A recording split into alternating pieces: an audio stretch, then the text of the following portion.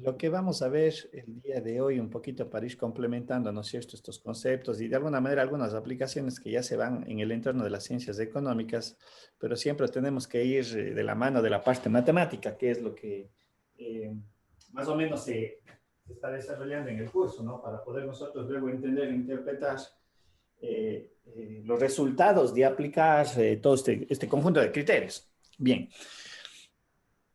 Bien, lo que vamos a ver ahora son dos temas un poquito para unas ciertas formas de funciones y el análisis que podemos nosotros desarrollar en torno a ciertos modelos matemáticos, ¿no es cierto?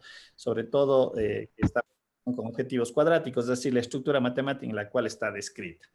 Esta primera parte vamos a ver como un pequeño ejemplo de cómo interpretar ciertos datos y de hecho una primera estrategia tal vez para ir al concepto de la optimización. ¿Sí? Claro está que esos conceptos de optimización luego los vamos a conectar justamente con la derivada. Recuerden que creo que al inicio de las clases les había mencionado de que de hecho todo lo que se ve en la derivada de funciones de una sola variable le íbamos a contextualizar en el entorno de la optimización, de saber interpretar, ya no de calcular, porque eso ustedes ya saben derivar, ¿sí? Sino más bien decir muy bien qué me significa este dato, analizar y formar ciertas relaciones matemáticas de donde se derivan las interpretaciones. Bien, partamos con un pequeño ejemplo, ¿no? Y ves que tal vez sin el uso de la derivada, yo podría llegar a establecer un punto de optimización de este tipo de modelo. Dice, sea una empresa, dice que vende un producto en dos áreas geográficas aisladas, ¿sí? En donde se dice se van a considerar para cada área un precio diferente, algo muy parecido a lo que puede suceder aquí en nuestro entorno, ¿no? Eh, teniendo presente que a veces un costo se eleva por cuestiones de distancia, de segmento social, no sé, parámetros que pueden irse considerando, pero no nos vamos a ahondar mucho en esos temas por el momento, ¿no es cierto? Eh, Esto obedece a que dicen, no es fácil de vender en una lo que se compra en otra, ¿sí? Puede ser por el segmento social. Estoy poniendo me estoy inventando. De hecho, vuelvo siempre a insistir, ustedes manejan mejor estos temas que yo. Dice, por ejemplo, dice, parece que los servicios de mensajería pueden poner precios más altos en Europa que en Estados Unidos. O sea, solamente el transporte podría implicar que se eleve un costo. Pues, alguien tiene que pagar ese valor, ¿no es cierto? Dice, también vamos a suponer que la empresa tiene cierto poder de monopolio. Es decir, a lo mejor es el único proveedor. Corríjanme si me equivoco, como digo, ustedes deben manejar nuestras definiciones. Al ser el único que produce, puede llegar el hecho de que él, a su conveniencia, comience a hacer faltas un insumo de primera necesidad, por lo cual implica que él podría decir, ah, si no tenemos material en bodega o insumos en bodega, vamos a subir los precios, ¿no es cierto? Esas estrategias que a veces ya se llegan a las partes legales. Más o menos entendería yo así el ejercicio, ¿sí? Iránme corrigiendo, por favor, ustedes que manejan los términos. Los economistas, dicen, suelen llamar a este concepto de monopolista discriminador a quien ejerce este tipo de poder. Y obviamente este tipo de empresa plantea una curva de demanda independiente en cada uno de los mercados que estaban aislados de los que estamos haciendo nuestro análisis. Bien, lo que tenemos aquí descrito en la primera línea como ecuaciones hace referencia a los precios que voy a vender en el área 1 y en la área 2, definidas de estas ecuaciones lineales, ¿no es cierto? A1 menos B1 K1, B2 A2 menos B2 K2. Y obviamente tenemos una función de costos totales para la empresa que implica, ¿no es cierto?, la cantidad que vendo en el área 1 y la cantidad que vendo en la área 2, ¿no es cierto? Es una relación matemática, es un modelo matemático que estamos analizando. Y ustedes más que nadie saben que para sacar la función de beneficios, ¿no es cierto?, lo que se hace es hacer la diferencia entre la función de ingresos menos la función de costos. Y recuerden que la función de ingresos consiste en multiplicar la cantidad que yo vendo por el precio menos la función de costos que me implica ya el uso de la materia prima, cuánto me costaría el producto, etcétera, etcétera, que ustedes ya lo manejan. En mi entorno matemático, de lo que estoy desarrollando, ¿no es cierto? Quiere decir mi función beneficios pi q de q1, q2 en función de esas dos variables quedaría expresada por esa relación, ¿no es cierto? P1, Q1 más P2, Q2 menos la función de costo. En definitiva, si hago ya la sustitución de todos los parámetros que estoy aquí considerando y hago las simplificaciones, porque aquí estaría ya hecho una simplificación, la parte matemática no la voy a desarrollar. Al final, ¿no es cierto? Lo que menciono es la parte algebraica, ya me da como resultado esa función. ¿Sí? ¿No es cierto?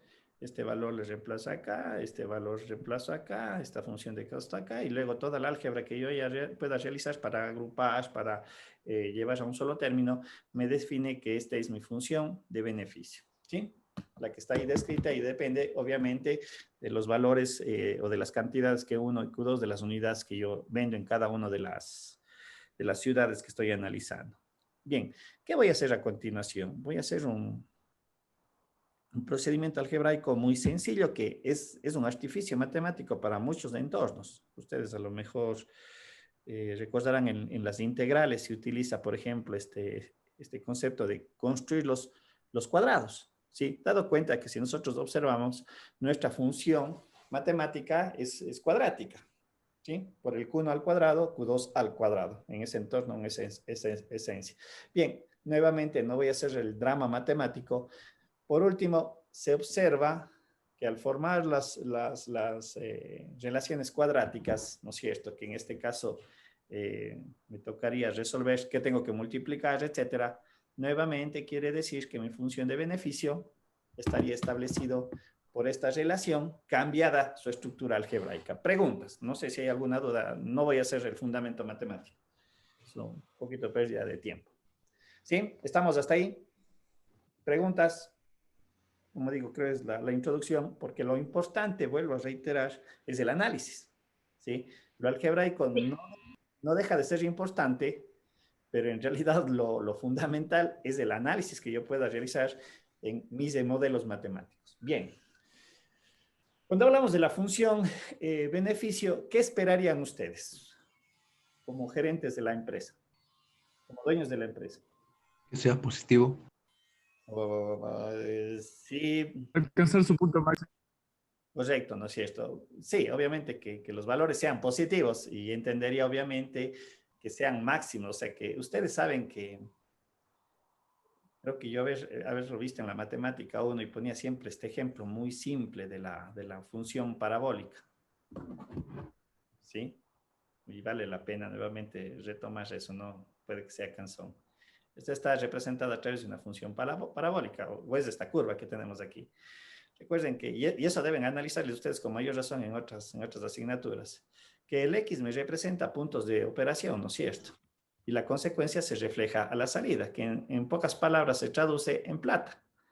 Pero también hay que tener presente, y yo creo que ponía siempre este ejemplo, no por producir más, ustedes recuerden, es que voy a tener el mejor escenario, ¿no es cierto? Entonces, obviamente, alguien lo que me mencionaba es, se maximice, obtener el valor máximo, y para eso hay un punto de equilibrio. Y lo que acabo de yo de consultar, nuestra idea es de que este beneficio me dé el mejor rédito, el mejor escenario, y obviamente yo pueda obtener mis ventajas, al ser el dueño de la empresa sobre todo. Bien, si nosotros vemos desde el punto de vista algebraico y bajo el concepto que estamos manejando, podemos observar que este término es un término positivo. O sea, este es el término que a mí me interesa relacionar. Perdón un ratito, me parece que por ahí me he tirado las cuadras en una relación. Regálenme un segundito porque tengo que corregir, si no, algo no va a cuadrar. Solo denme un minuto, sí. No sé si el modelo le está faltando un término en el modelo, creo que tengo esa duda. Chan, chan, chan, chan. Ya, estamos bien. Estamos bien. Yo pensé que me estaba faltando algo. Listo, estamos bien. Profe, perdone que le moleste. Le quería preguntar si este tema está actualizado en el e-virtual, porque yo lo tengo solo hasta el quinto tema, No, ¿no? eso era lo que les comentaba. Termino la clase y le subo, porque no está actualizado. Sí, termino la clase y le subo la PPT. Sí. Ya, profe, muchas gracias. Sí. No está, es más, estos temas ni están siquiera en la PPT. Ya les actualizo y les subo a la plataforma. ¿Sí? Bien, entonces, lo que quiero que se vea, porque vuelvo a reiterar, aquí no vamos a utilizar la derivada, algo que sí lo haremos más adelante, que es parte del curso, pero lo que yo decía hace un instante, si yo observo esta relación numéricamente, olvidémonos por un momento que es este modelo de productos, y etcétera, etcétera. Yo decía hace un instante, estos dos términos a la relación, ¿qué le hacen? ¿Qué característica le dan a la relación? ¿O qué? Sí, ¿qué característica le entenderían a la relación? ¿Qué tipo de términos son? ¿Quién me puede decir? Comparados, mejoraré la parte complementaria con estos otros dos términos. ¿En qué se diferencia? Algebraicamente les digo. ¿Cuál es la diferencia entre esos términos ahí que les he puesto en estos dos recuadros? ¿Quién me puede indicar? ¿O quién puede observar allí? Porque, insisto, yo creo que esta es la parte más importante dentro del desarrollo matemático. Profe, podría ser que en el segundo término tiene una relación positiva, es decir, si aumenta el segundo término, la utilidad va a aumentar. ¿Correcto? Y en consecuencia, el primer término, ¿qué es? Tiene una relación negativa, mientras más Correcto. grande sea, la utilidad va a disminuir. Correcto, ¿no es cierto? Entonces, aquí lo que entenderíamos, a ver, tal vez haré una corrección en lo que usted expresa, pero es correctísimo, ¿no es cierto? Los términos que están a la derecha, el tercero y el cuarto, son términos que son positivos. Y yo entendería que estos son los que hacen, creo que la utilidad crezca, ¿no es cierto? En tanto que los otros primeros y el segundo, al tener un signo negativo, son los que hacen que la utilidad, si esos términos crecen, hacen que la utilidad se reduzca y de hecho podría entenderse hasta que la utilidad se entendería que es negativa y algo está pasando, ¿no es cierto? Bien, para nosotros, de esos dos términos, ¿cuál deberíamos hacer? Por último, que sean lo más mínimo posible o en mejor de los escenarios desaparezca. ¿Cuál de los dos recuadros deberían de cumplir esa condición? ¿Cuáles deberían de ser mínimos o siendo ya tan exactos desaparecer? El primero. El primer término. No es cierto, los dos primeros términos. Yo debería de tratar de que esos dos valores, en mejor de los escenarios, sea cero, ¿sí? Porque eso resta a mi utilidad. Ya nuevamente volvimos a la ecuación. ¿Cómo lo hago eso? Es evidente que mis dos variables, o más bien, todo este término, el primero y el segundo, y en cada uno de manera correspondiente, en este caso depende de Q1 y en el caso de acá depende de Q2, teniendo presente que A1, A2, B1, B2 y alfa son constantes del modelo, ¿sí? Que también de alguna forma lo podría manipular a conveniencia también. Pero lo fundamental está aquí, si ustedes observan, que para que este término, el primero que estoy aquí, a ver, un poquito le voy a borrar, solo este primer término, para que se haga cero, ¿cómo lo podría conseguir? Díganme ustedes, ¿cómo podría ser que este término se haga cero? ¿Cuáles serían las características para que este término se me haga cero? Que Q1 sea igual a alfa 1 menos alfa sobre 2B1. Correcto, ¿no es cierto? Dado cuenta que B1 no le podría decir que sea igual a cero, porque ahí tengo una división para cero. Es decir, que la única condición para que este término desaparezca es que lo que está en corchetes sea igualado a cero y por la misma razón, en el otro término, en el segundo, que lo que está en corchetes sea igual a cero. ¿Eso qué me da a entender? Que yo puedo determinar cuál es la cantidad que yo debería de vender, ¿no es cierto?, o disponer en la ciudad 1 y cuál es la cantidad que debería de disponerse en la ciudad 2. ¿No sé? Sacar a la venta de tal manera de que al final en el modelo matemático mi optimización me maximice, me dé el mejor escenario. Y esa es una cuestión algebraica. Al determinar Q1 y Q2, yo ya puedo establecer lo que decía de alguna manera el ejercicio, en cuánto tengo que vender mi producto en la ciudad 1 y en cuánto tengo que vender mi producto en la ciudad 2. ¿Sí? Más adelante también haremos algunas consideraciones que se podrían presentar. ¿Qué implica eso entonces? ¿No es cierto? Al sustituir Q1 que vale este valor, y nuevamente al hacer toda la parte algebraica, resulta que el precio P1 estaría definido por A1 más alfa 2 sobre 2 y P2 alfa 2 más alfa sobre 2, ¿sí? Esas serían perdón, aquí sería P2, le he puesto Q1. Discúlpenme, pero... Ah, no, está bien, perdón, estoy bien, es toda la relación. A ver, ya me salí, me salí. ¿Ya? ¿Estamos? Y obviamente ya he determinado mi precio P1 y mi precio P2. Si yo vuelvo acá al modelo, ¿no es cierto? Yo sé que estos términos desaparecen, por lo tanto, la utilidad estaría definida únicamente por esta relación, ¿sí? Por estas relaciones que están aquí. Y obviamente, vuelvo a reiterar, sería el escenario óptimo en donde se me maximiza mi función de utilidad o de beneficio. ¿Estamos? Esta es la parte matemática. No sé si hay alguna duda o consulta. Como ustedes ven, no hemos entrado al entorno de la derivada, pero hemos hecho un análisis muy rápido mediante esta técnica bajo estos modelos matemáticos para determinar el escenario óptimo, ¿sí?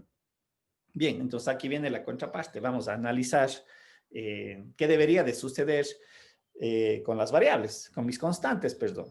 Porque si ustedes observan, al final la función utilidad comienza a depender ahora de los parámetros propios del modelo.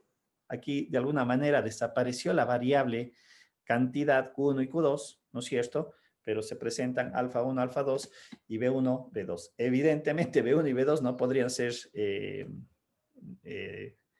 diferentes, perdón, deberían ser diferentes de cero, ¿sí? Bien, obviamente, este concepto matemático de maximización se va a cumplir siempre y cuando alfa 1 sea perdón, A1 sea mayor alfa y A2 sea mayor alfa, ¿sí? Debería de darse esa primera consideración o ese primer análisis que yo realizo ya de esta ecuación última que hemos determinado, ¿sí? También se puede entrever bajo estas consideraciones que vamos haciendo si P1 y P2 son mayores o iguales que alfa, ¿sí? Se podría dar esa consideración cuando analizamos nuestra función de precios, ¿sí?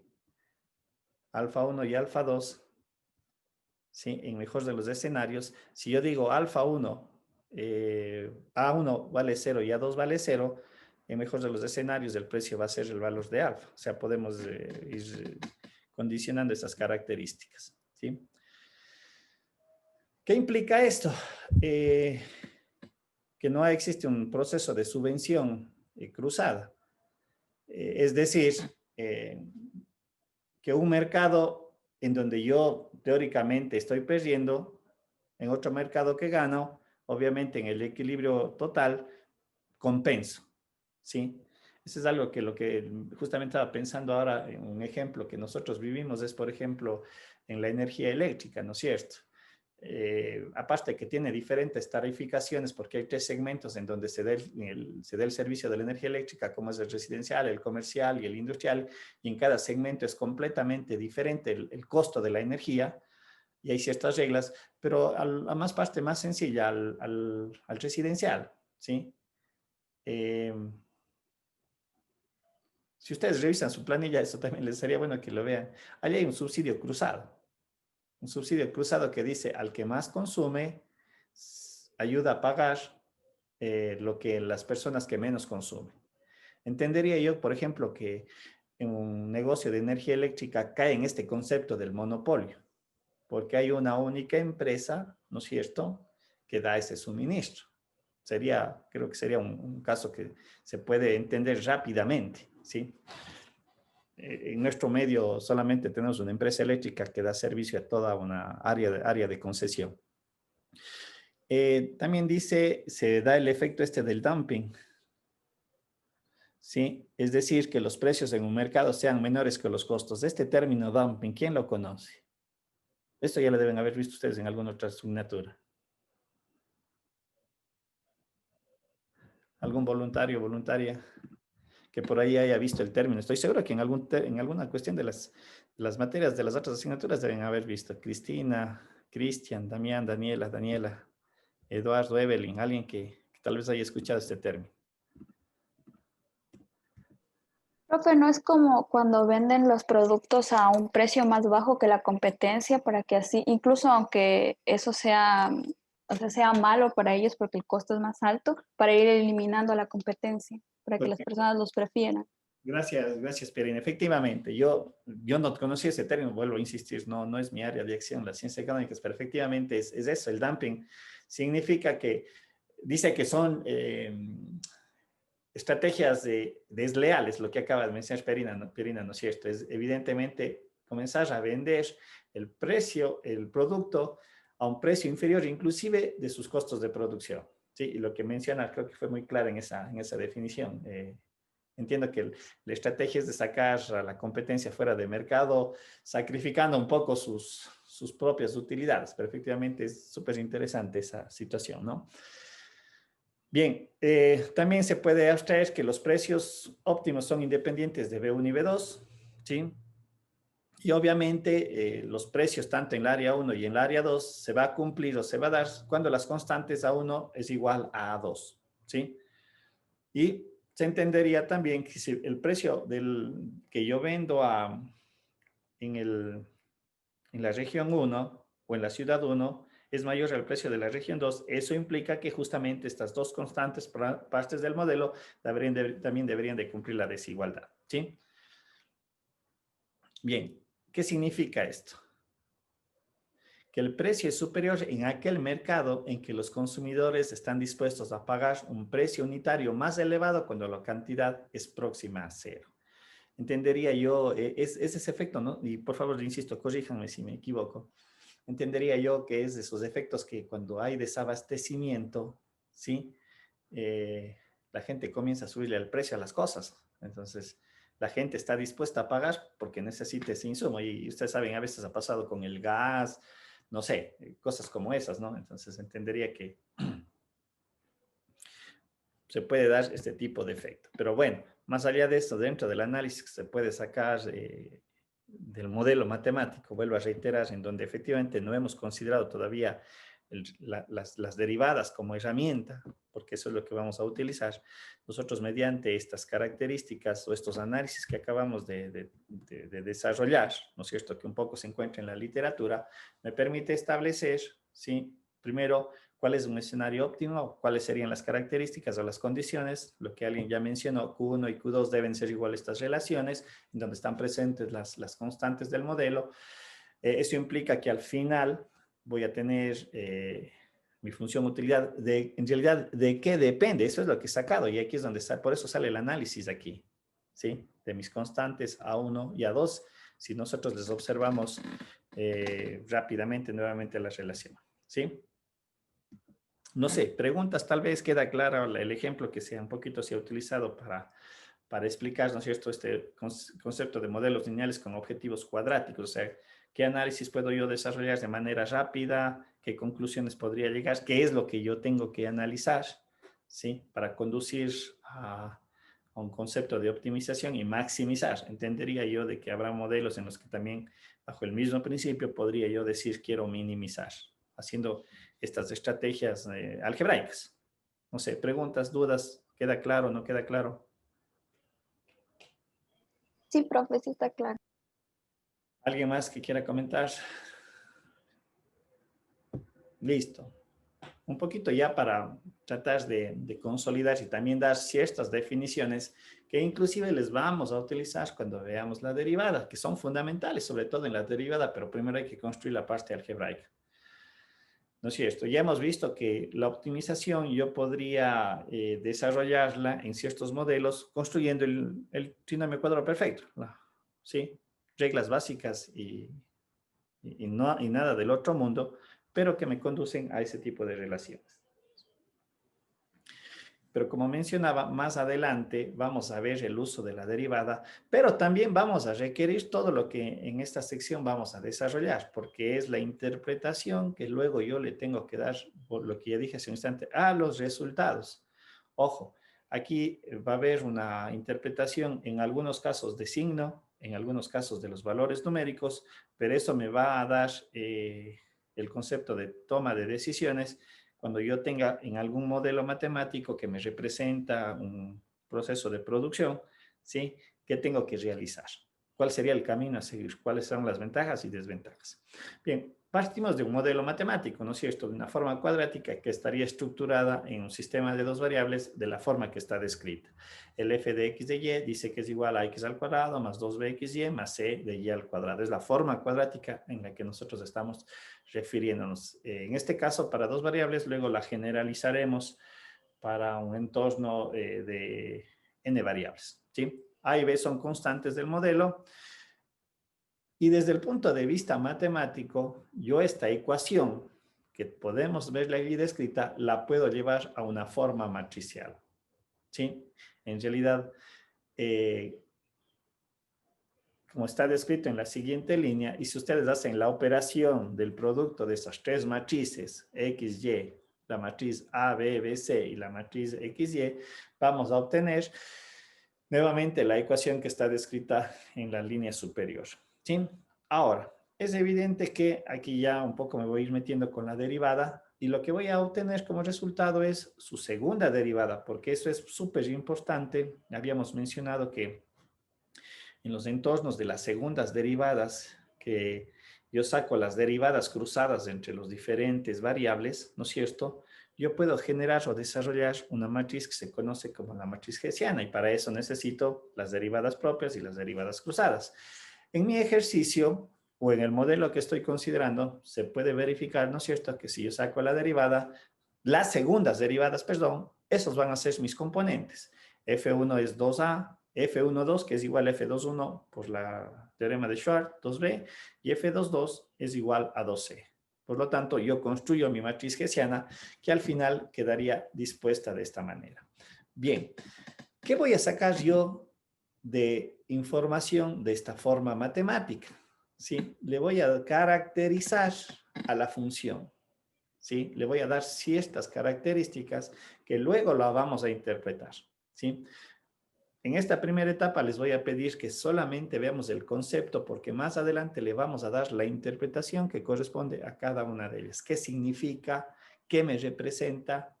Y obviamente eso lo vamos luego a generalizar para funciones de n variables. ¿Y cómo utilizar? Sobre todo, vuelvo a reiterar, la derivación.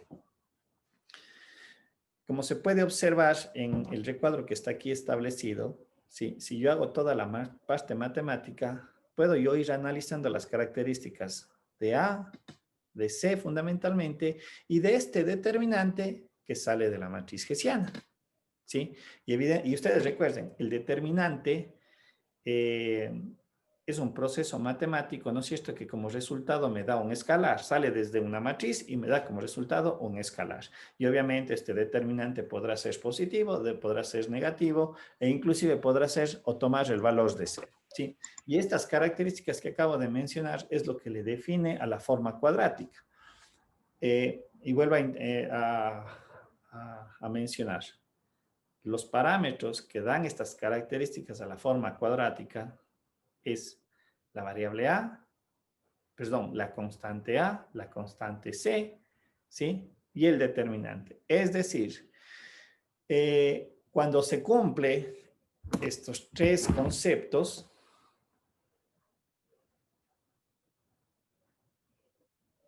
¿sí? Que A sea positiva y el determinante sea positivo, nosotros decimos que esta forma cuadrática se la conoce como definida positiva, ¿sí? Insisto, más adelante en los siguientes capítulos hemos de volver a esta estructura y vamos a ver qué representa, qué significa y cómo lo debo de interpretar. Tenemos una segunda situación. ¿Qué pasa cuando A es mayor o igual a 0 y C es mayor o igual a 0 y su determinante también es mayor o igual a 0? Un poquito esto se puede apreciar automáticamente aquí. Se dice que esta es una semidefinitiva positiva. ¿Por qué?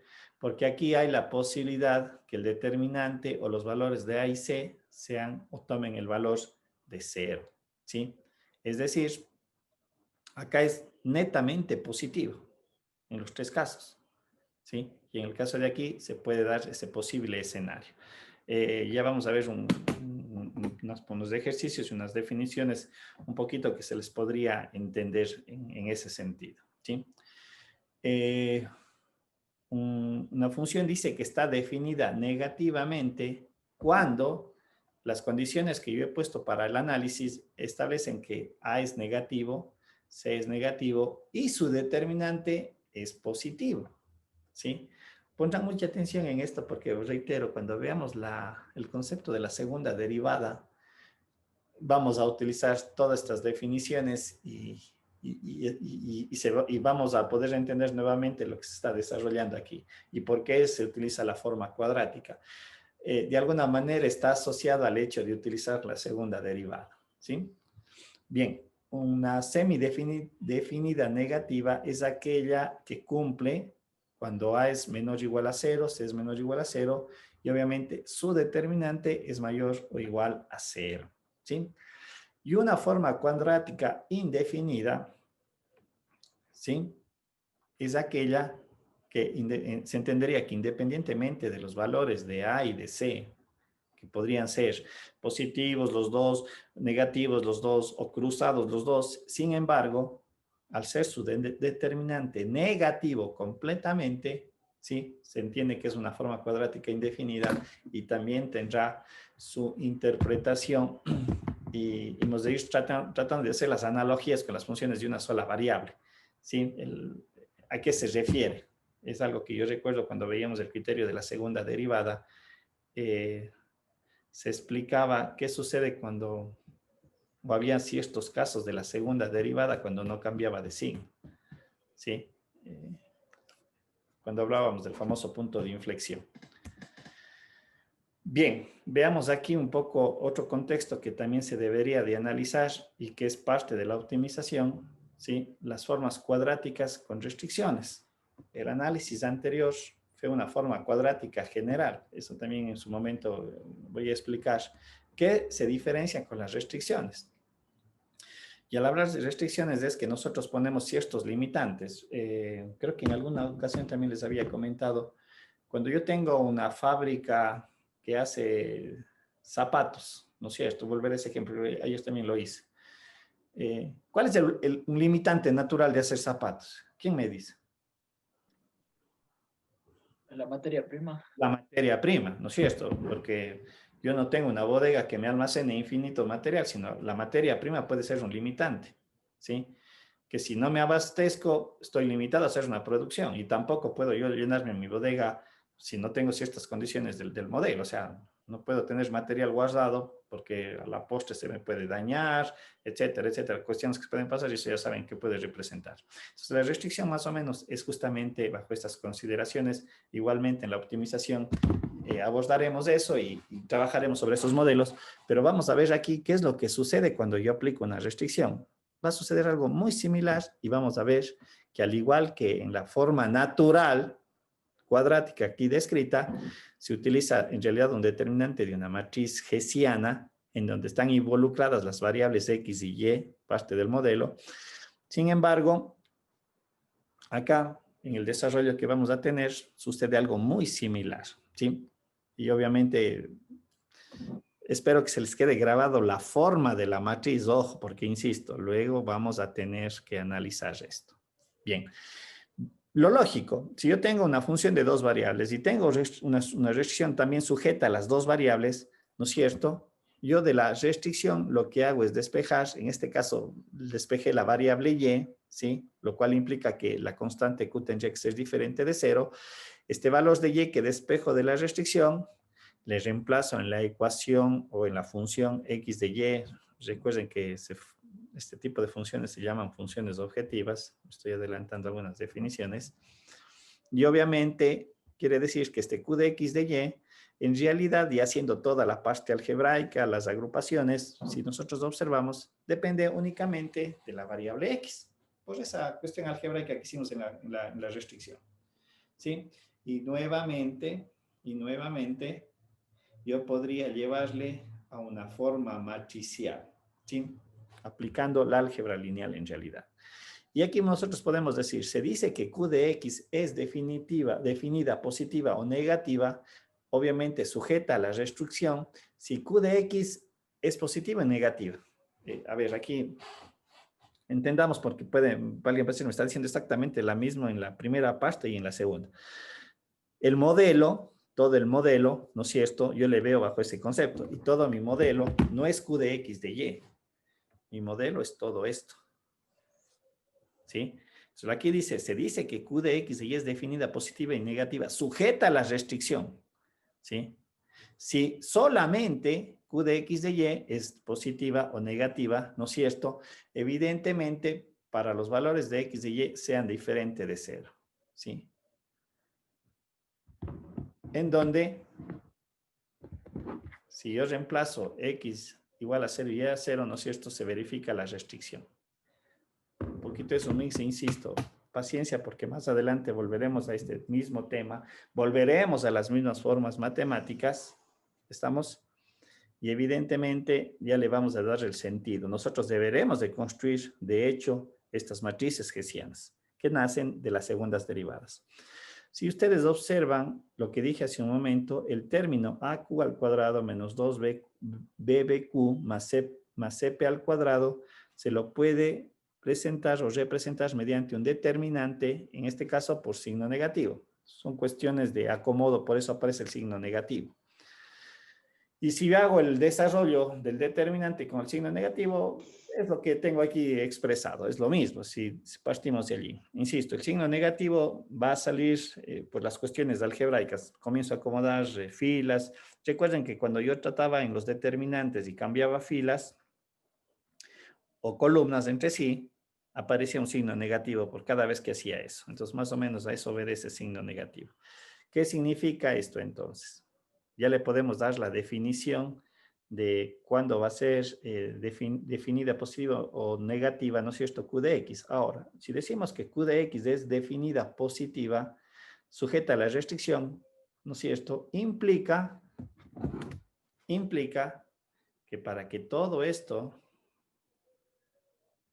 sea positiva, me está indicando que el determinante debería de ser negativo, ¿sí? Porque si yo saco el signo negativo menos con este menos de acá, se me hace positivo, ¿sí? Esa es la razón matemática, que aunque es diferente al concepto anterior, ¿sí? Ojo, en el concepto anterior no teníamos restricción, no aparece esa restricción. Y obviamente, si ustedes observan, la matriz no están involucrados los parámetros de la restricción. Ojo, esta matriz recibe un nombre que en su debido momento lo daremos a conocer, o a lo mejor alguien ya lo recuerda, ¿sí? Pero tiene también un nombre en cuanto a la representación y su interpretación. Y vamos a ver cómo estas matrices se conectan con el contexto de la derivada. Por eso digo, quédense grabado la forma de la matriz. 0PQ, PAB, QBC. La estructura tal cual está definida. Esta sobre todo porque esto me va a ayudar a interpretar los resultados y darle sentido al modelo matemático. ¿Sí? Bien. Profe, disculpe. Dígame. Profe, una consulta. En la matriz que usted nos presenta, también nosotros asumiríamos, por tanto, que se cumple el teorema de Schwarz, ¿verdad? Sí, sí. O sea, a ver, en la de acá habíamos sacado que esta era la hessiana, sacamos la segunda derivada, porque eso es lo que nosotros vamos a utilizar cuando veamos el criterio de la segunda derivada, ¿sí? Y evidentemente el teorema de Schwarz se cumple bajo este criterio que las segundas derivadas cruzadas son iguales. Y son casos muy puntuales, vuelvo a reiterar, en donde no se da ese hecho. Hay algunos ejercicios que te hay que acomodarse, pero como digo, es un ejercicio, ¿sí? Entonces, evidentemente, yo asumo eso. No, perdón, no asumo, yo voy a verificar al final, ¿sí? ¿Estamos? Sí, profe, muchas gracias. Ya, sino lo que yo mencionaba, hay que tener mucho cuidado. Aquí no están las derivadas cruzadas. Cuidado, ¿sí? Insisto, más adelante vamos a ver cómo se me conectan esta forma matemática con las matrices, con las derivadas, perdón, esta forma matricial con las derivadas. En realidad vamos a saber qué es P, qué es Q, qué es A, qué es B, qué es C, qué es D, ¿sí? ¿Estamos? Y en esencia, bueno, me adelanto un poquito. corresponderán a las primeras y las segundas derivadas, pero lleguemos a ese punto más adelante en los siguientes capítulos. Aquí un ejemplo, ¿no es cierto? Un poquito para poner en contexto lo que estamos desarrollando, me pide establezcamos de esta forma cuadrática qué características cumple, si es definida positiva, definida negativa, definida semidefinida positiva, semidefinida negativa o indefinida. ¿No es cierto? Lo que acabamos de desarrollar en este cuadro de acá, ¿sí? Bajo las características que ya se están estableciendo aquí. Ojo, eso es muy importante entrever. Las características fundamentales son en la forma, ojo, en la forma matemática, mucho cuidado, A, C y el determinante que está ahí descrito, que está conformada por todas las constantes de la forma, ¿sí? Bien, entonces, en el ejercicio lo que yo tendría que hacer es identificar los elementos y la forma. Vuelvo a reiterar en eso porque eso puede generar confusión. En el ejercicio, la forma matemática que yo estoy partiendo, que estoy utilizando como mi análisis, dice que es ax al cuadrado más 2bxy más 5y al cuadrado, ¿sí? Entonces, identifiquemos los elementos. ¿Cuánto vale A en mi problema? Hagamos las equivalencias de esto con lo de acá. ¿Cuánto vale A en mi problema? 4. 4. ¿No es cierto? 4. ¿Cuánto vale B en mi problema? O sea, la equivalencia. 4. 4, ¿no es cierto? Justo, gracias. Porque aquí dice 2B, en mi ejercicio dice que vale 8, por lo tanto debería ser la mitad. Créanlo, ¿no? Es muy importante, porque esto podría generar una confusión y una mala interpretación. Y C, ¿cuánto vale? 5. 5. Entonces, apliquemos los 3 criterios que estaban descritos en el cuadro anterior. Como A es igual a 4, es un valor positivo. Como C es mayor, es igual a 5, C es un valor positivo. Y evidentemente tengo que evaluar el determinante, ¿no es cierto?, que hemos estado analizando, que tenía la forma A, B, B, C. Y por eso hacía énfasis en este valor de C. Porque alguien puede tomar el valor de 8 y si nosotros tomamos el valor de 8, el determinante cambia de sentido, ¿sí? Entonces, obviamente mi determinante vendría a ser los componentes 4, 4, 4, 5. Evalúo el determinante, me sale que en este caso el determinante vale 4, que es mayor a 0. Yo diría entonces que esta forma cuadrática es ¿de qué tipo?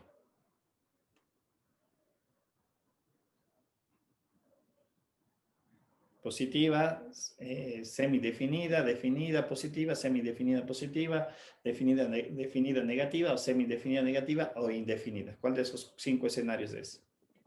Definida positiva. Definida positiva. Positiva, ¿no es cierto? Eso correspondería a hacer o entender esta parte. ¿Estamos?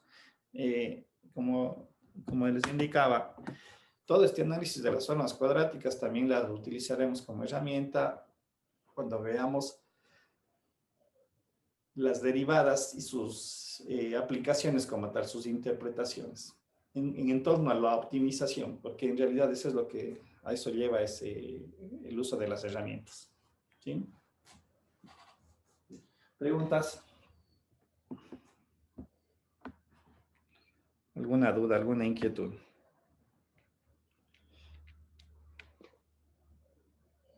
¿Preguntas? Profe, una consulta. Dígame. Nosotros también podríamos llegar a optimizar de forma matricial. A ver. Defírmame la forma matricial. A ver, ¿en qué sentido, Paulina? Tal vez si me explica un poquito. Paola, profe. Paola. Aplicando matriz hessiana, por ejemplo. Es que de hecho, cuando nosotros veamos ya el criterio de las derivadas en el entorno de las optimizaciones, de hecho vamos a utilizar la matriz hessiana, pero la matriz hessiana va a ser interpretada. Por eso yo digo, muchas de las cosas que hemos visto en las funciones de una sola variable, de alguna manera se van a repetir. Recuerden ustedes, cuando veíamos, todos más bien, que ya pasaron la matemática 1, ¿no es cierto? Recuerden, habían 2 criterios que en realidad yo manejaba. el criterio de la primera derivada,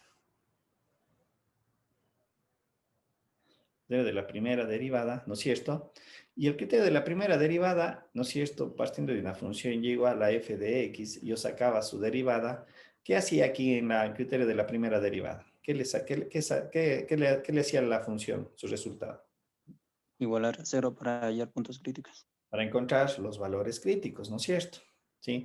Evidentemente, recuerden que la derivada también me permitía analizar intervalos, cuándo crece una función, cuándo decrece una función, partiendo de los valores críticos, porque nosotros decíamos, los valores críticos son partes del dominio que le segmentan al dominio, y obviamente cuando yo analizaba el valor de la derivada en un número contenido en uno de esos intervalos, yo decía, muy bien, aquí la derivada es positiva. Entonces yo digo, la función es, en este intervalo es,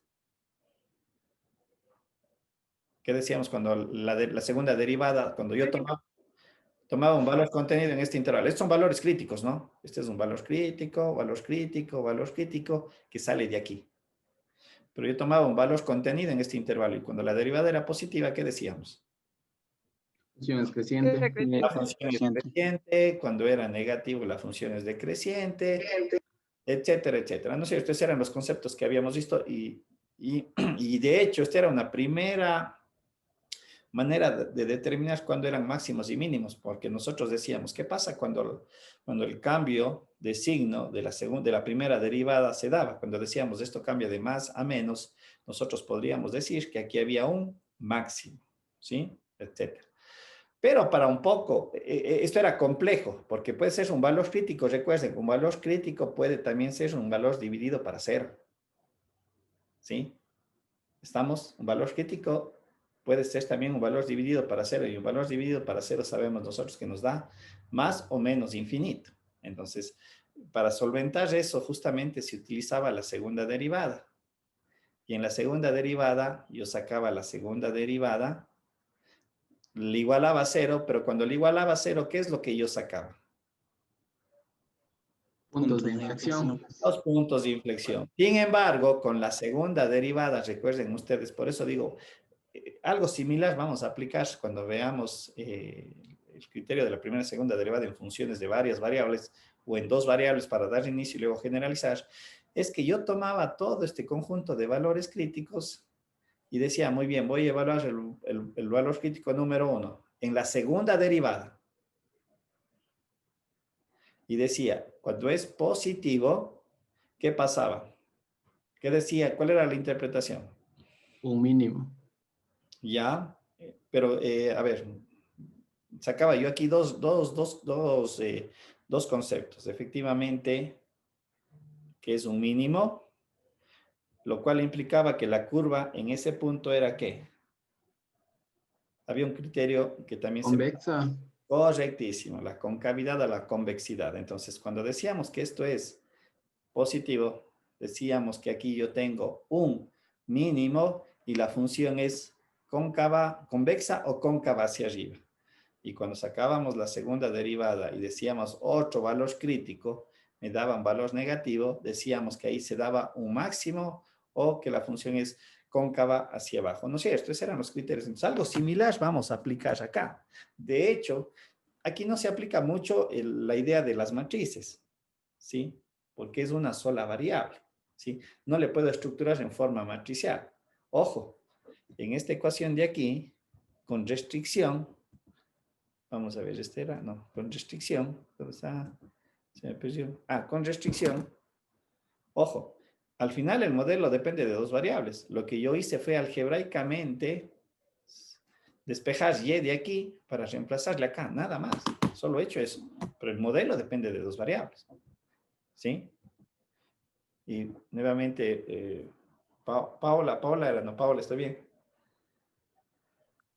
Sí, pero Ya, entonces obviamente vamos a ver que cuando hablemos de funciones de varias variables, voy a construir lo que usted acaba de mencionar, la hessiana. Y a la hessiana tengo que evaluarla. Y a la hessiana vamos a utilizar todo lo que se vio en la álgebra lineal. Sacar las menores, sacar sus determinantes, interpretar el signo inclusive de sus menores. ¿Sí? porque eso da cuenta de que yo puedo decir, en este punto mi modelo matemático me está dando o sea un máximo o sea un mínimo, que sabemos que es el concepto de la optimización. ¿Sí? O sea, ahí vamos a utilizar ese tipo de herramientas. Interpretaciones, porque vuelvo a reiterar, ustedes han visto que en cuanto al entorno de la derivación como tal, no hay nada nuevo, no hay nada nuevo. Estamos derivando bajo lo que ya conocemos del semestre anterior. Derivo el seno, derivo el coseno, derivo la forma exponencial, la forma logarítmica, derivo regla de la cadena. Más bien solamente hemos ido acomodando esos criterios acá, las formas matemáticas. De ahí no recuerdo yo que hayamos visto una nueva forma de derivar. Hemos utilizado para el caso de las formas implícitas hacer un arreglo matemático para sacar una función que dependa de todas las variables y utilizar un concepto, más bien una relación, una fórmula, como ustedes quieran establecer. ¿Sí? Que se utiliza en algunas otras situaciones. ¿Sí? Y de hecho, a lo mejor se utilizará en el contexto de las ecuaciones diferenciales. Creo que ustedes algo de eso lo ven en una siguiente matemática. ¿Sí? Entonces, cuando lleguemos allí, más bien esperaría yo de que van a darse cuenta de que todo lo que estamos ahorita construyendo, sobre todo digo las formas de las matrices, ténganle presente que luego le vamos a conectar, allí van a aparecer las derivadas. De hecho, allí va a aparecer nuevamente esta forma matemática, pero en entornos de derivación. ¿Sí? En vez de A, B y C, van a aparecer relaciones de la derivada. ¿Estamos? ¿Preguntas?